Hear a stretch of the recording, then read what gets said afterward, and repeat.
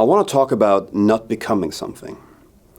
You know, recently, and I think actually for most of my life, where I've had the ability to contemplate things, to overthink things, I've been dwelling. I dwell a lot. I play out scenarios in my head. I play music that fits those scenarios to kind of like try every angle of feeling different things when it comes to the negative parts in my life.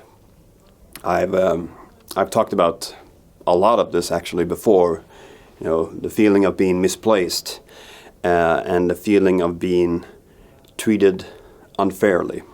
And one of the end goals, I would say, of my life is to not become bitter. You know, I used comedy as a self-defense mechanism in the 6th and 7th grade to get out of the loneliness I felt. And through the laughters I was able to bring forth, I started feeling like more and more part of the group. I was still the floater. I was still the person who kind of floated around in all groups, and I still am. And I'm thankful for that I'm not stuck in a cluster with only one kind of people.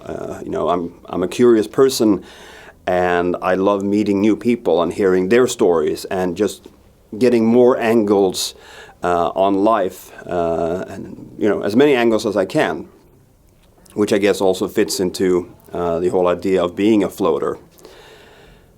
But I felt more and more, I guess, in the recent years that I tend to dwell on the negative when it comes to, you know, things that are not fair.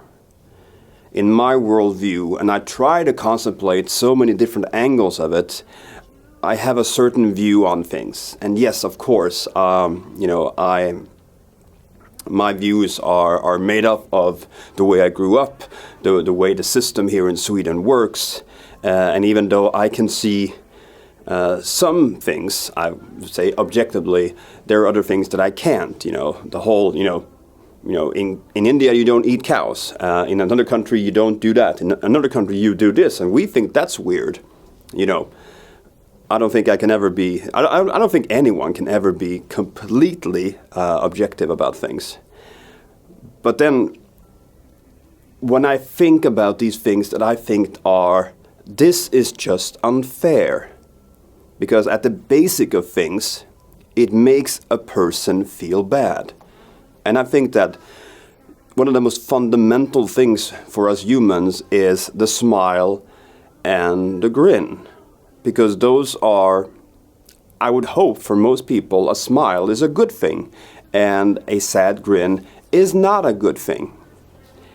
And when people treat other people unfairly for their own gain, especially for their own gain, and not seeing to the well-being of the entire structure, I think that is a classic example of that's not unfair. That is unfair. That is self-entitlement. Self-entitlement is one of the worst things I know, because that is really not seeing things objectively. It's seeing things my way, and it benefits me. And not only does it benefit me, it actually hurts others. You know? And it's moments like those that I feel that I need to kind of step out of that dwelling and not having, you know, the reaction that I have to prove the people that do me wrong, I have to prove them wrong. I have to make them understand that they're wrong, because some people cannot understand that. Some people are bullies. And bullies, you can't really take down a bully the same way that you can't convince an ignorant person about things, because they have already set up their mind. And the thing is, when you counter a bully, the bully normally gets really like, what? And then that bully comes back with too much force. You know, American politics, for example.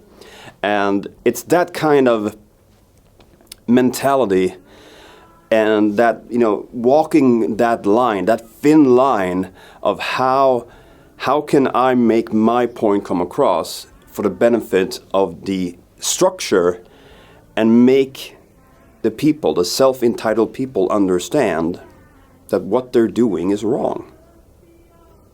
Because what if they never understand it? Then I have just been carrying around negative thoughts that have been eating myself up from the inside. And I think that, as part of the Yoda speech, anger leads to hate, hate leads to suffering, and suffering leads to bitterness, which is a form of sickness in my mind, because then you're just eating up yourself. And that's really not what you want to gain when it comes to the smile and the grin. I know I speak vaguely, but I also speak broadly because I want people to be able to recognize themselves in situations and not me having to describe a specific thing that could, specifically be about me. These are just thoughts I have that I think a lot of people, when I talk to people about this, and it's like, I've never actually talked about it. And that's the thing. And that's the therapy when it comes to what I'm doing right now. When I say things out loud, parts of that eating myself up leaves me. It's like a reversed sneeze, Gesundheit, keep the spirits in. But instead, I let them float away. I let the bitterness, the spirits of the bitterness float away because I don't want them in my body. I want to be able to contemplate things, and I want to be able to make smart decisions, but I don't want it to eat myself up. I really, really don't. Good talk.